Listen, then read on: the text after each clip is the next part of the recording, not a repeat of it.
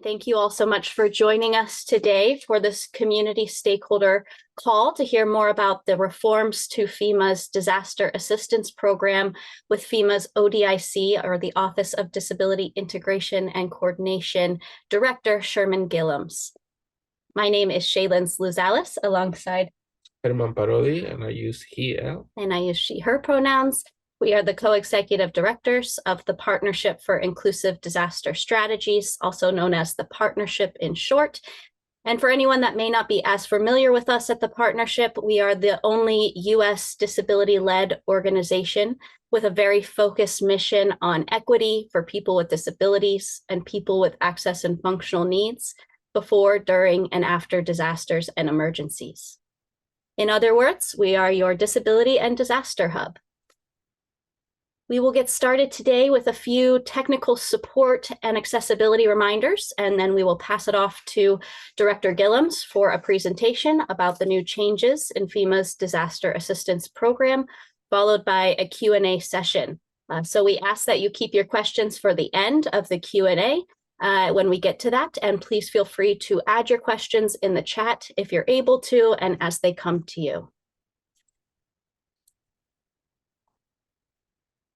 For today's technical support and accessibility reminders, we do have our ASL, or American Sign Language interpreters, Andrew and Martin, who will be joining us, and they will be spotlighted for everyone. If you would like to change your views of your Zoom screen, you can click the view button at the top right-hand corner of your Zoom screen and click speaker or gallery to change the view. We also have AI captions available through Otter AI by clicking the live stream linked at the top left-hand corner of your Zoom screen. And we also have Zoom AI captions enabled. And to see those, you can turn on Zoom captions by clicking the More button at the bottom of your Zoom screen and clicking the word captions. We do ask that you keep yourself on mute while not talking and during the presentation, and we will support you with this if we don't see your mic muted. And for time's sake, we will not go through roll call, as many folks may be familiar with at the Partnership. We typically do a roll call at the beginning of a call, but for time's sake, we will ask that you share your name, organization affiliation, and/or location in the chat if the chat is accessible to you. And during the Q&A session, we will ask for folks to identify themselves before speaking, as I did when I started, that this is Shaylin. And if we don't get to your question today, please feel free to add it in the chat, and we will work with Sherman and his office to get those questions addressed. And lastly, if the chat is not accessible to you, you can also email us at info@disasterstrategies.org. And I'll also add that in the chat for folks. In today's reminder and in the announcement for today's call, there were a number of resources for today's presentation that we will also add in the chat for everyone in your ongoing learning and as we all continue to delve into this information together. With that, thank you all so much for joining us, and thank you, Sherman, for collaborating with us to make this call possible and to get this important information out to everyone in the community on these really important changes to FEMA's Disaster Assistance Program. So with that, we'll turn it over to you. Thank you, Shaylin, and thank you, Herman, for not only being the hub for a lot of information that we share with a lot of folks, many of whom are on this call regularly, but I see a bigger number, so I'm happy to see that there are more people who may not be familiar with the work that FEMA does through the lens of disability integration. So I'm going to start first by introducing myself. My name is Sherman Gillums. I am the Director of the Office of Disability Integration and Coordination. I also fulfill the role as FEMA's Disability Coordinator, established under the Post-Katrina Emergency Management Reform Act. I am a medium brown-skinned male with a bald head, a salt and pepper 5 o'clock shadow, and glasses. I have on a black FEMA polo shirt with the FEMA logo over my left breast, and I'm in a room with pictures, light color paint, pictures situated around me, and I'm happy to be here. Let me first ask, is Jonathan Torres from Individual Assistance on here with me? Yes, sir. I'm right here. Okay, just wanted to make sure you were there. Thank you, sir, for being here. And I thank all of you for attending this session. This is pretty important. I'll start by framing how I got here. During my first full year in the role of FEMA Disability Coordinator, I understood pretty early on that it was important to see every new and existing FEMA policy through the lens of lived disability experience. And so that's what occurred when I was given the list of these bold reforms to the Individual Assistance Program that were announced last Friday, January 20th, by FEMA Administrator Deanne Criswell. Now, for those who may not be familiar with the IA program, either because you haven't been in a disaster, which is a good thing, or you may not have worked with survivors, it is the resource FEMA provides that directly touches the most households and survivors after disasters when they need it and where they need it most. First, I want to commend the FEMA administrator for being the right leader at the right time, as she spent an inordinate amount of time seeing firsthand how the profound impact that disasters have on communities and hopes for the future for many. These recently announced IA reforms were the byproduct of years of partner and stakeholder engagement. So they weren't created in a vacuum. These talks started in 2021 before I got here, as FEMA consulted with many stakeholders and government partners at every level to develop a new equity-oriented strategy for how we carried out emergency management. As we all talk about frequently, there's an emerging reality that has made finding ways to help survivors faster increasingly critical in the wake of more frequent and intense weather events that occur out of season and at a greater cost. Last year, the United States saw a record number of billion-dollar disasters with dangerous weather events in total occurring. And this is a data point I got from the partnership recently, occurring at an average of every 10 days during the calendar year, right? So not only are we seeing more disasters at a greater cost, but they're happening so frequently that it's almost becoming the norm, where that wasn't the case before. And while we understand the danger of these disasters impact people of all walks, they do proportionately imperil those whose lives hang in the balance because of a pre-disaster disability. And these risks have less to do with the disasters themselves and more to do with the social attitudes, structural inaccessibility, and what I call the hazards of daily living that many face even before a disaster strikes. Now, for those of you who are on these calls regularly, you may recall that in early 2023, I released the Office of Disability Integration and Coordination Director's intent to the FEMA workforce. This disability integration guidance outlined 14 points of inequity or disruptions along the survivor journey that tended to hamper recovery for persons with disabilities across the majority of disasters. And these inequities typically started with a lack of inclusion in disaster planning and continued through things like inaccessible communication, transportation, sheltering, and ultimately housing. The cumulative effect of these inequities was a longer disaster cycle on average for survivors with disabilities or other access and functional needs when compared to outcomes among other survivor groups. Now, with these inequities in mind, I was encouraged by how the new reforms that I'll talk about here shortly will foreseeably address the number one question we faced during what turned out to be a record year for billion-dollar disasters. The question was, how can we shorten the disaster cycle for all survivors, including those with disabilities and other access and functional needs? Now, I'll do that by describing how each of the new IA reforms respond to this question, starting with the common threads that run through each of them. First, the reforms provide flexible funding directly to survivors when they need it most. And that's important because time is often of the essence right after a disaster strikes, during that period where it's tough to get in and assist people. Second, the reforms cut red tape and expand eligibility for more people and help them recover faster. And third, the reforms simplify the application process to meet survivors' individual needs and meet people where they are. Now, in sum, these changes bring us closer to our goal of shortening the disaster cycle for survivors who have historically faced the consequences of disasters the longest. Now, while many of the concerns we see during disasters arise during disaster recovery, the number one concern I often saw consistently during my deployments was the lack of accessible housing for survivors with disabilities. Many immediate needs are critical to address during recovery, but the most difficult hurdle to overcome often involved relocating people with disabilities to housing that restore their independence and everyday functionality. So I'll start by laying out how these reforms directly confront the scarcity of inaccessible housing after disasters in accessible ways. And I want to set this premise. We will distribute a handout, and Herman or Shaylin, if you want to post that handout in the chat, I'm fine with it at this point. What I want you to do is just carefully listen to these improvements because they're not specifically focused at survivors with disabilities. They're focused at the broader population of survivors. However, as I said earlier, it's my job, along with you, to work through how these policies affect people with disabilities.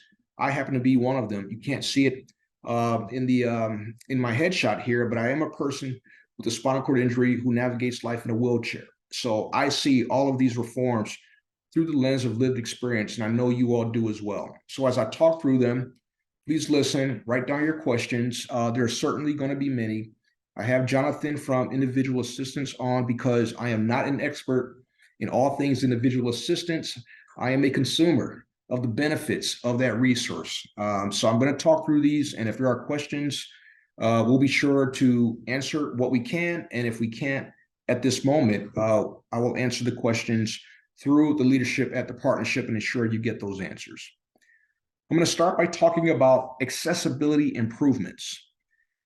This reform will help survivors with disabilities improve their living conditions by making their homes even more accessible than they were pre-disaster.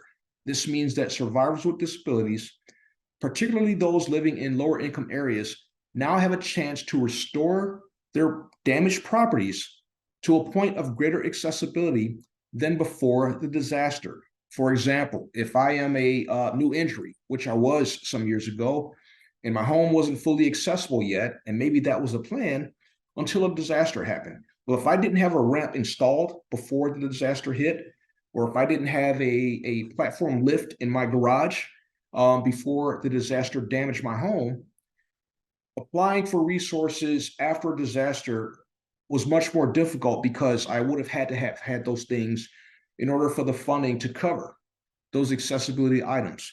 Well, with this change, these accessibility improvements, if you're disabled and you needed those enhancements in your home but didn't have them, you will now have funding that will provide them after the fact, whether they existed or if they did exist, whether they were inoperable, whether they were operable or inoperable. All right, so this is actually an opportunity. While disasters are never a good thing, this goes beyond restoration to the point where you were before a disaster by including additional enhancements, accessibility enhancements, in the event that your property is damaged by a disaster.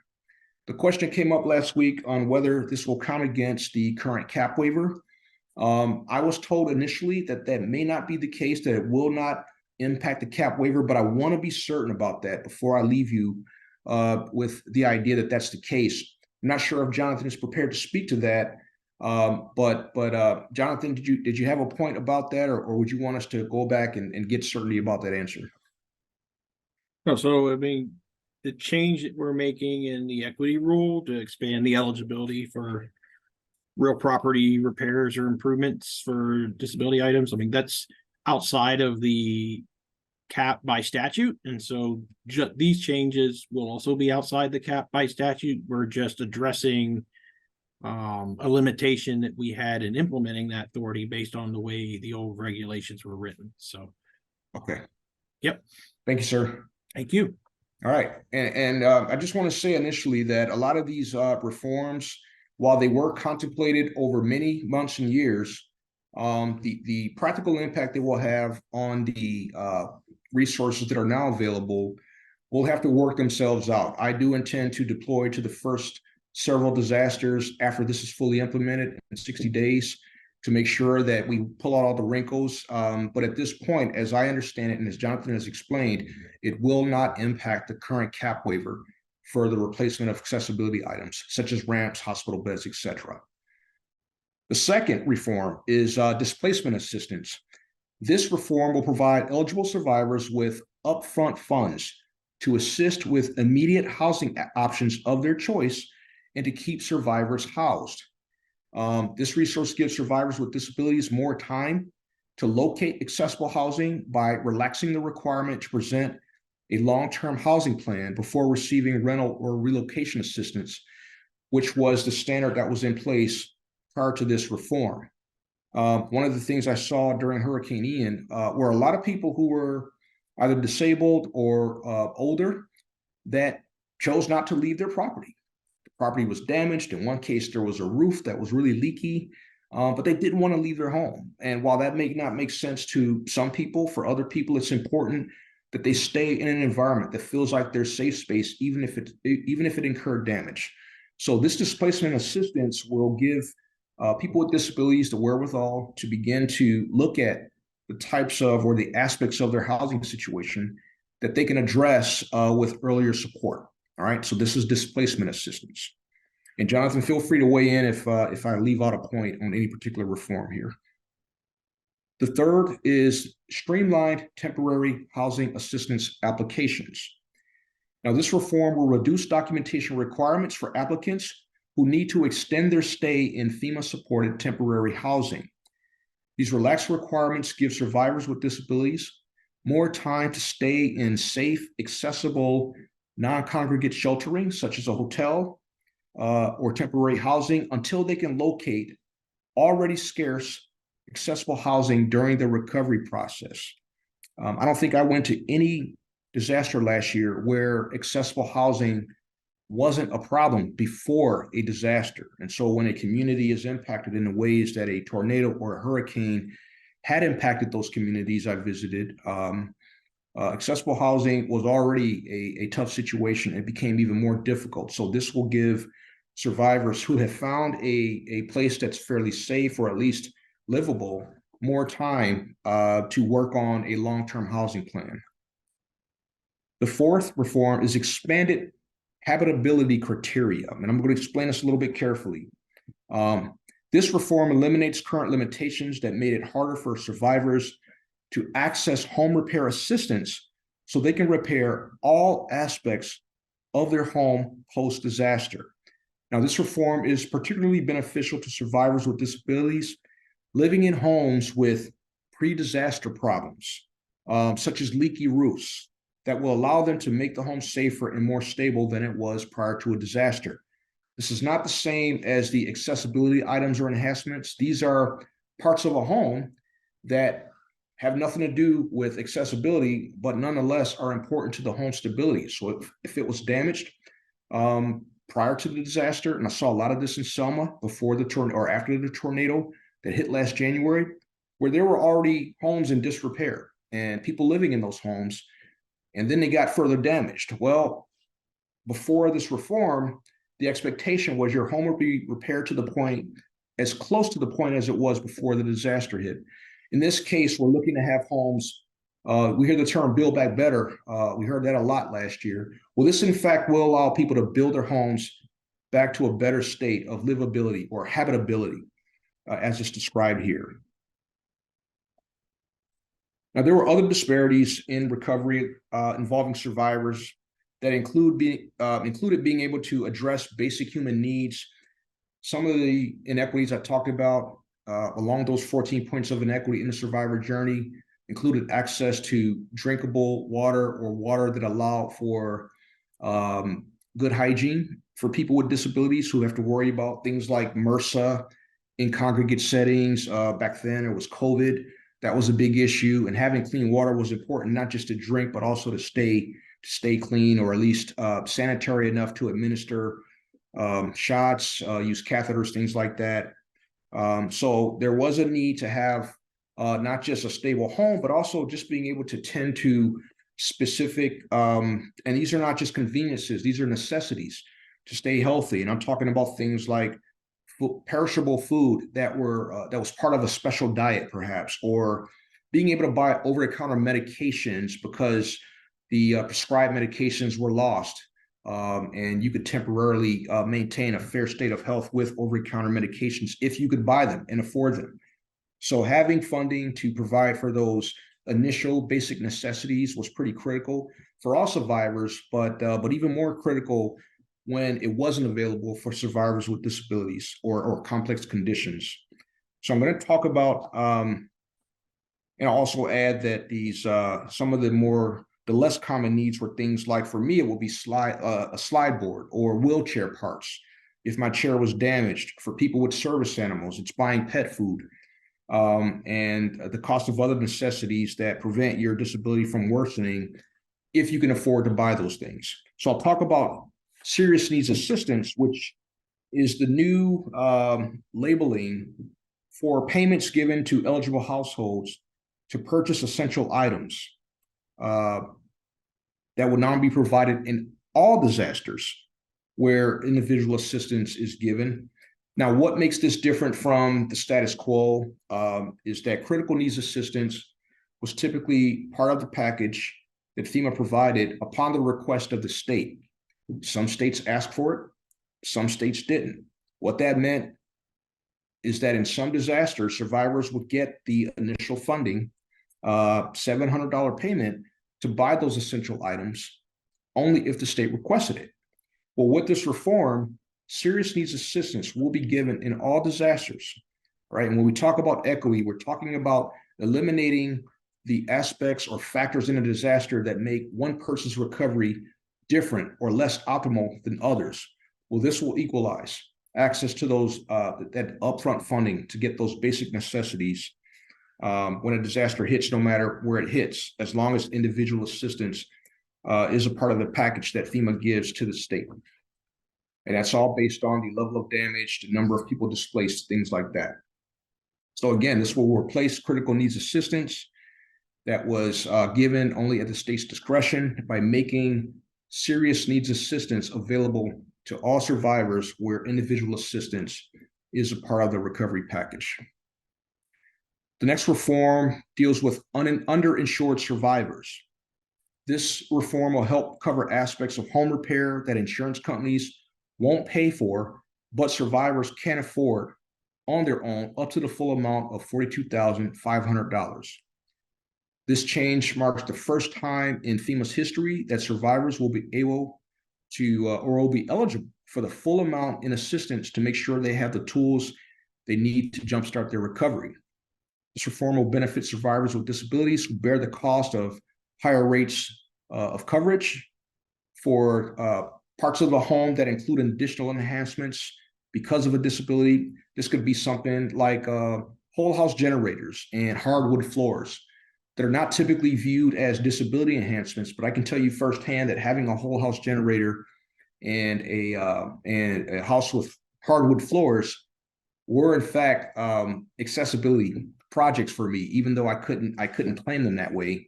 And so when I have to get insurance coverage, having those things, those additional things, may make your rates a little higher. And this reform for underinsured survivors will ensure that FEMA is in a position to cover what the insurance companies could not. All right. The next reform, and we've got about maybe 4 more left here to talk about, simplified assistance for entrepreneurs. Something we don't hear about a lot in disasters is the impact that disasters have on home businesses.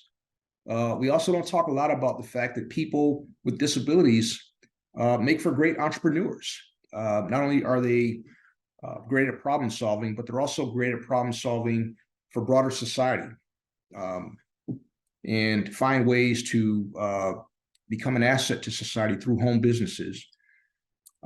This simplified assistance for entrepreneurs provides self-employed survivors with disabilities some initial financial support to replace disaster damage tools and equipment to help them land on their feet or bring their lives back in balance. You think about a person with a disability who may have a consulting business and who uses screen readers, that computer equipment and things that are adapted for the individual to make some income. If those things become damaged, it wasn't the case that they could be, they will receive funds to replace those items. But this reform will allow them to replace items that they may have used as an entrepreneur in a home business of some type. And again, specialized equipment can be anything from, again, a screen reader, all types of things that I have in my home that are related to my disability, but also allow me to be productive. So those things are now included in the types of things that funding can cover. The next reform is a simplified process for appeals. Survivors who wish to appeal FEMA decisions will no longer need to provide a signed written appeal letter to accompany the supporting documentation. This means that survivors with disabilities that often present with complex applications that typically made it more likely to result in a denial now have a new process that makes it easier to satisfy eligibility requirements and connect to resources faster. I do know that there were questions revised that better addressed the question of disability and made it more clear about what was being asked than in previous applications. But there are still those instances where a survivor may have a hard time understanding what the question is really asking, and if the question is answered wrong, it can result in an appeal, and that adds time to that disaster journey, as I talked about earlier, that we're trying to shorten. So the simplified process for appeals will help alleviate that. The last two reforms, one is the removal of barriers for late applications. This eliminates the requirement for survivors to provide documentation supporting the reason for their late applications to help those in need of extensions.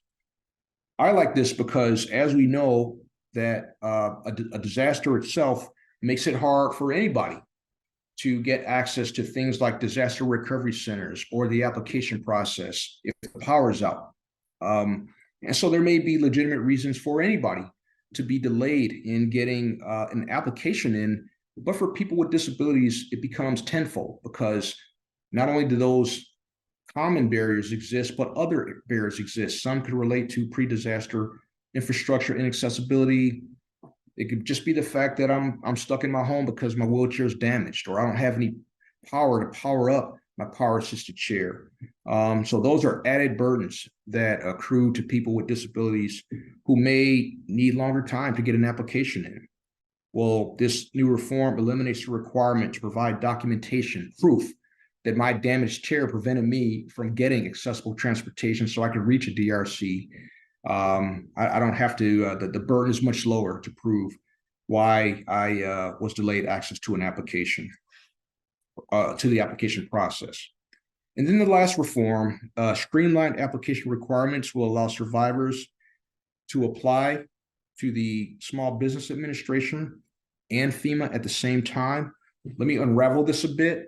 One of the barriers to timely access to resources used to be that you had to apply for an SBA loan, whether you had a small business or not, but you had to apply for an SBA loan and be denied before you were eligible for certain FEMA benefits. Don't ask me why. I don't know why that was the case. I'm sure Jonathan could probably give us a good answer. But the reality is now the requirement to apply for an SBA loan and be denied will no longer be the case. So that is one of the probably the most common sense reforms that you'll hear about on this list. You'll no longer have to apply for an SBA loan. If you do have to apply for a loan because you are a business person, that opportunity still remains available. But for people who have no small businesses, you no longer have to do that and go through that process before getting the assistance to begin your recovery. So those are the reforms that you'll see in essence on the handout that was posted in the chat room. It's it's going to hit people differently. People emphasize different things in terms of what they consider important, but this is a pretty broad and comprehensive set of reforms that touch on many aspects of the recovery cycle that tend to prolong the cycle longer than it needed to. These reforms will take effect once the 60-day public comment period closes on March 22nd, 2024. The reason why that's the case is because FEMA can't just put out these reforms without giving the public an opportunity to weigh in. So there will be a 2-month period I encourage you to take a look at what I handed out. Consider some of the things that I talked about, maybe some questions I didn't answer, and send those questions in to the partnership and give us time to work them through what is a brand new process that hasn't even taken effect yet. But we look forward to that happening after March 22nd. And I think it's worth noting that these changes do not affect the Disaster Recovery Fund. We heard a lot about that during talks around the government shutdown. This will not be a rob Peter to pay Paul situation where you'll have more support in some areas because there's less in other areas. This is a reimagining of how we provide support to people. We made it more efficient. It's got more flexibility, and we thought about ways to best streamline processes that didn't need to be as long as they were, or didn't need to be as involved or have as many steps as they had. So these offer us simply a new way to assist impacted individuals, families, and communities more efficiently. And I look forward to not seeing more disasters, but I do look forward to, when there is a disaster, being a part of the response and making sure that these reforms are working the way that they're intended. So I'll stop there. Jonathan, if you want to hop back on with me, I'll open it up to any questions that may be out there, try to answer them, or see if Jonathan can answer them. And if we can't, then we'll make sure that we note and get back with you. Someone's asking here, will a call be available to share in the future? Meaning another session like this? Is that what you're talking about? Where's my chat button? There it is. This is Shaylin. I don't know if Chris also maybe means if this call will be available to share in the future. And we are recording and we'll share out afterwards as ongoing resource for everyone. So yes to that. Okay. Other questions? A couple of other questions. One we were able to answer. Julia Watts-Belser asked for the 14 points of potential inequity document, and we shared the publicly available infographics type of document. And if there are future conversations that you like, we certainly can connect you with Sherman. Rosanita Radcliffe asked, what if this is a disaster event for us as a person with a disability, but not to the city, municipality at large? Are we still eligible for assistance? Well, the way this works is a state, a county, not a county, a state, a tribal territory, a municipality has to request FEMA assistance in order to activate these not just these reforms, but any FEMA assistance. So a state, a tribal territory, or municipality has to request from the President of the United States a declaration, and that will begin the process of, that will trigger the process of providing resources to survivors. So if you're a person with a disability who is impacted in your own right, separate from the broader area, that won't be the trigger for entitlement to these, or eligibility for these resources. It has to come with a declaration, and a declaration that involves individual assistance. And there are different declarations, but it has to specifically call for individual assistance.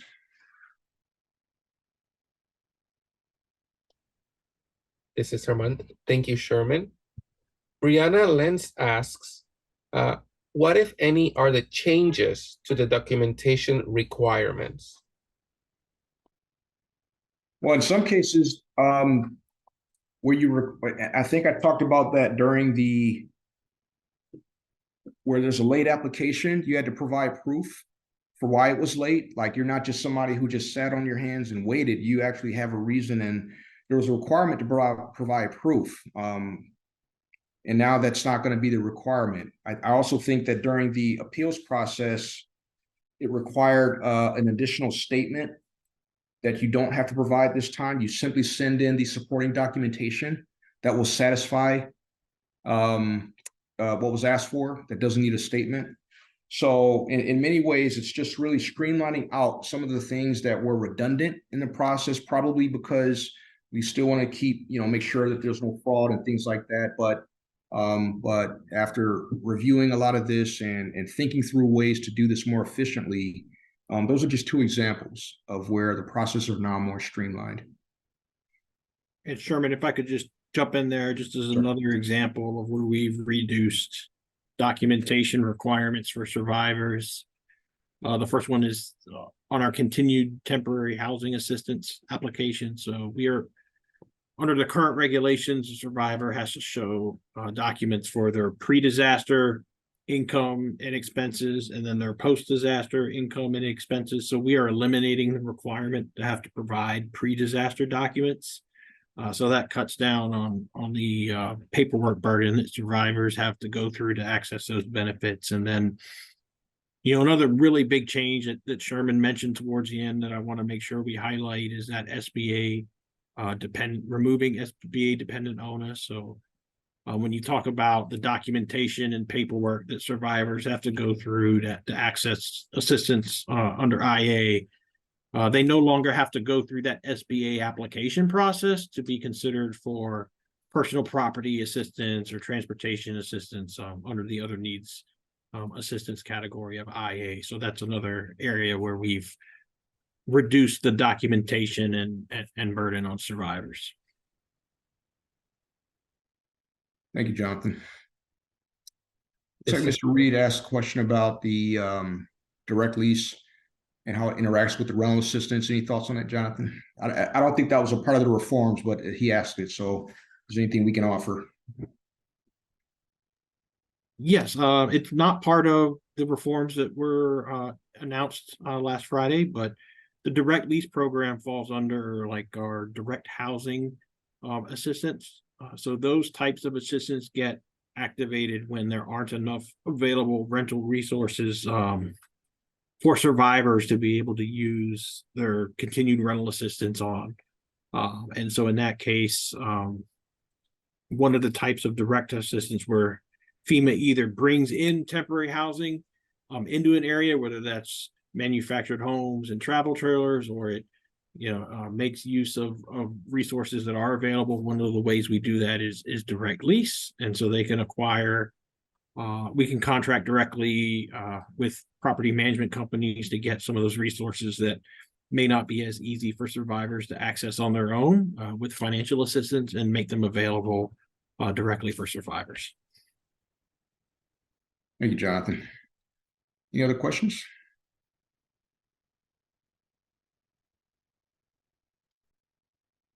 This is Shaylin. I want to welcome anyone and especially folks that may not be able to access the chat. If you'd like to raise your hand and voice your question, please feel free.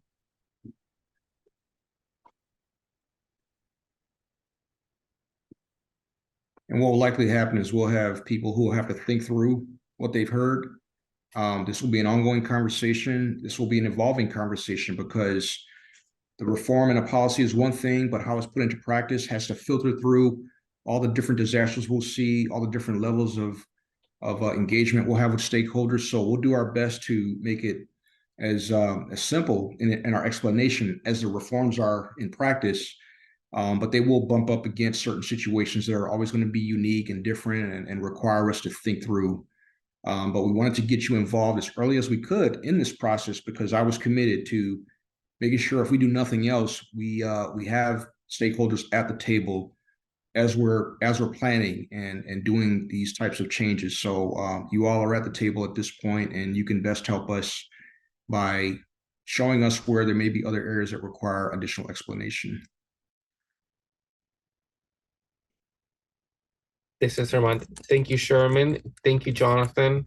And please express our appreciation to the administrator. It is great that she has put this forward, and it can only help people with disabilities and everyone living in the United States that will be impacted by disaster at some point have a more streamlined approach to the individual assistance program. As questions beyond this come, we'll surely communicate with your office and share broadly with the community. Jeff Eisman, you have your hand up. Yes, this is Jeff Eisman from Pennsylvania Silk. Just to be clear on what you were saying earlier, so if a state doesn't apply for the emergency declaration, none of these reforms would be in effect, correct? That's correct. The state isn't required to bring FEMA in. Some states don't. And if they have the wherewithal to do what they need to do to contain the emergency, that's their obligation. Only when they exceed their ability to manage an emergency will that trigger a call for assistance from FEMA, and everything that they have within their own body of resources that has nothing to do with these reforms. That's what the state has decided. That's what they'll give out. But once FEMA is brought in, then it triggers these reforms in cases where individual assistance is a part of the ask. Okay, so then does that mean that not only does the state have had to sign off on the declaration, does FEMA have to be on the ground before people can take advantage of these reforms, or is the declaration sufficient then?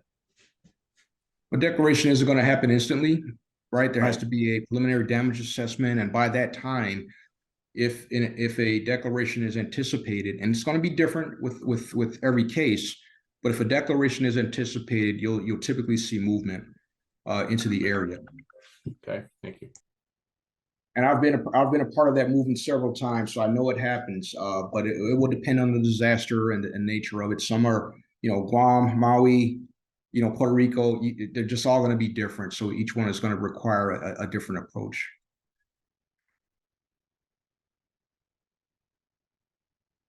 This is Herman, and we are putting FEMA's how the disaster gets declared fact sheet in the chat for everyone. We had a couple questions have come in. This is Shaylin. One from Christine Heiser from Pennsylvania, who asks when the new Individual Assistance Public and Policy Guide will be available. That's not a FEMA reform question. That's a IA question. I'll defer to our folks down there who do that work. This is Jonathan. I can speak to it. So, we are still planning on releasing the next version of our IAPPG probably in 2025, mid to late 2025. And so that's the next full version that will include all the policy amendments that are made based on the regulation, and also some additional exchanges that we're very looking forward to. There's a question about an MOU. That's outside of the my competency to weigh in on right now. So I'll have to defer that one to whoever's best equipped to do that. I do see a comment here from Angie Rivera Santiago that says, I look forward to providing public comments with the partnership. I have to tell you, as a citizen who came into this work years ago, those public comments, they're not always going to be the thing that changes policy, but I look at public comments as an indication of where either more opportunities lie, there may be aspects of a problem that we can take a look at. So it's always great to have engagement, not just with us, but with every state and federal agency that gives you an opportunity to weigh in, because you never know where it'll lead. Like I said, these reforms were being discussed. Well, before they became reforms, these conversations were happening in 2021. And it took a lot of the administrator going to disaster areas, directly engaging survivors, hearing specifically from them about what the issues were, that then flowered into these reforms. But they couldn't have happened without that engagement. And so while engaging survivors is one thing, this is an opportunity for you to engage with the process in a non-disaster setting. And I think somebody has a question for you, Jonathan. Yes, thank you. It looks like Christopher Hudak has a question on asking me to clarify how disaster survivors will need to apply for and qualify for SBA physical damage loans. So the rule doesn't change how the SBA administers their loan program. What we are changing as part of this regulatory reform is requiring survivors to go through an SBA loan process before they're considered for some types of a FEMA assistance. So survivors will still be able to go through to SBA and apply for a loan. The SBA has kind of a phone number that survivors can call. SBA will still be in the disaster recovery centers with us as a partner supporting communities recover from disasters. But all this rule does is get rid of the requirement for a survivor to go through that SBA process before they're considered for FEMA benefits. Oops. Thank you. It looks like Alejandra Enders asked, will the reforms be implemented before the new IA document? And she's talking about the Individual Assistance Program and Policy Guide is released in 2025. That's two separate things. These reforms will be in effect for the first disaster after the March 22nd comment period closes. The closure of the comment period, which closes on March 22nd. And again, we couldn't do these right now because the public has to have an opportunity to weigh in. So there's no retroactive effect. The first disaster after March 22nd, on or after March 22nd, will be the disaster where we will see these reforms take effect. So just one, and Sherman's correct.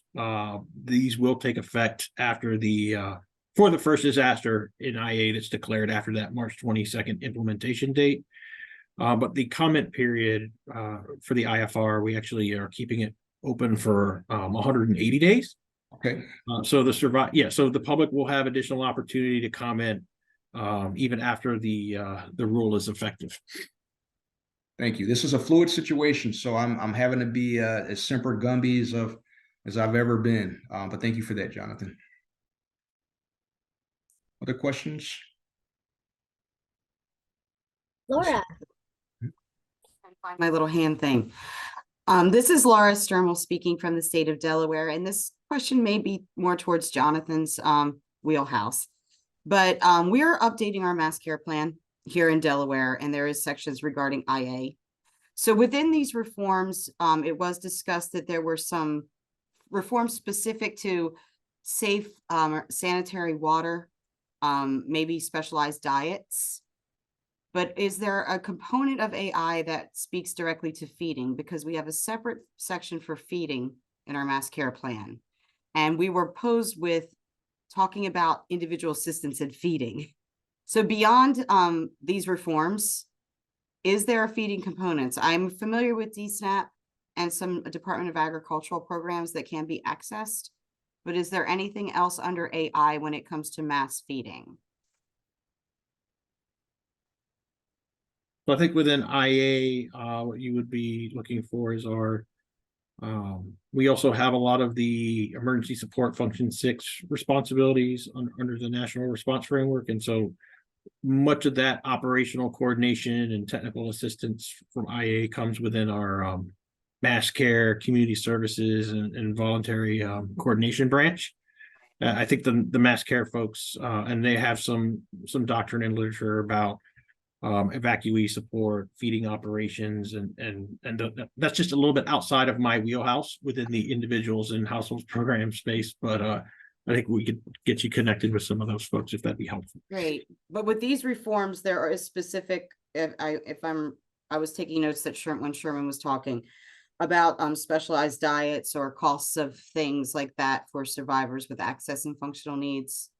Yeah, so I'll touch on that. I brought that up within the context of individuals who may be in their homes and they lost power, for example, so all their perishable items rotted or no good. And if you've got a situation where you need to have, like, you can't go to a shelter and get whatever's being served there because you have a special diet, you have some funding to purchase those items if you need to. I don't imagine there will be a lot of stores open and things like that, but there are situations in tornado hit areas where the damage is significant, but it's enough to stay in the home, but you still got to make it to a CVS to buy things that you can't get at a shelter or a disaster recovery center. So it just gives you another option to tend to your unique or special needs that may not be meetable through what's been set up in that community. So that's just one hypothetical way that having the additional money up front might serve people with disabilities who have specific needs that can't be met immediately through all the disaster response apparatus in the community. Thank you for that clarification. And does that fall under the serious needs assistance? Is that where that lives? That funding that you now have available will be where ideally you have more options and more control over accessing those things. Yes. Great. Thank you so much. You're welcome. Other questions?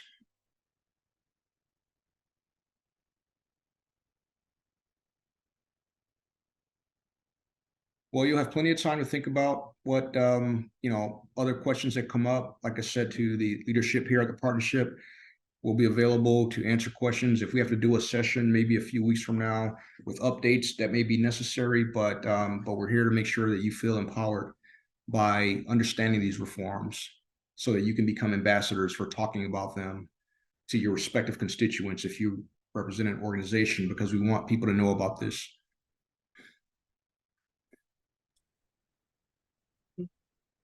This is Shaylin, and thank you so much, Sherman and Jonathan and everyone at FEMA for coming together with us today to make sure this information is getting out to the disability community far and wide. And now I know all of these folks, we had over 200 people throughout the call time, throughout this hour, jumping in and out. So what a great turnout to see everyone coming together to learn more and to certainly share within our networks and within our local communities and starting to educate our community. So thank you all for that. I will also add in the chat as we put myself on mute. We will add in the chat as we certainly will send out the recording following this in the coming week, as well as the additional materials we have shared in the chat and that have gone out for folks. Please don't hesitate to reach out to us in between if questions do come up. We at the partnership do hold weekly national stakeholder calls every Tuesday at 3 p.m. Eastern time using the same link, and folks can feel free to sign up for that listserv in the link in the chat, also on our website at disasterstrategies.org, where we often come together around issues and topics related to people with disabilities and disasters and emergencies.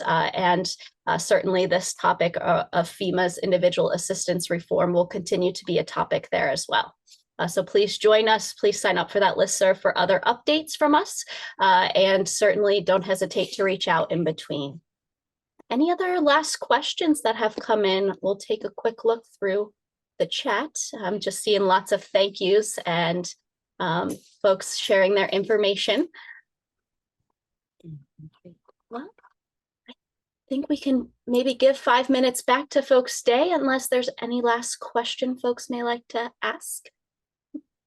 I'll just take a moment to say thank you to Herman and Shaylin for giving us an opportunity to bring stakeholders into these types of discussions that are pretty critical to their lives. And Jonathan, thank you for coming in to back me up. I was never going to be the guru of this, but I did want to make sure that we open this discussion broadly so that people can digest it, process it, and then come up with other ways that we can talk about this within their respective their lanes or constituent groups. Yeah, thank you for the opportunity to help you out. Appreciate it. All right. Be safe, everyone. Thank you, everyone. Stay safe, take care, and please don't hesitate to reach out in between. Thank you, Sherman and Jonathan. Thank you.